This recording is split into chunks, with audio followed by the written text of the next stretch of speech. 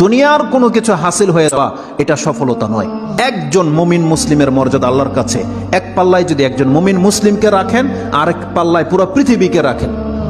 কেউ যদি পুরো পৃথিবীকে ধ্বংস করে দেয়, এটা আল্লাহর কাছে অত বড় অপরাধ নয়। একজন মুমিনকে যদি কেউ হত্যা করে, এটা যত বড় অপরাধ।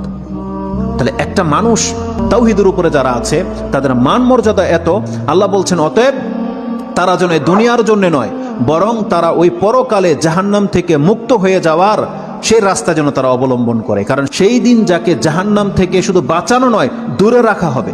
ওয়াউদখিলাল জান্নাহ, আর যাকে জান্নাতে প্রবেশ করিয়ে দেওয়া হবে, আল্লাহ বলছেন ফাকাদ ফাজ, এই হলো সফল কাম। কারণ জান্নাত এমন একটা জায়গা, এটা হচ্ছে চির সুখের জায়গা।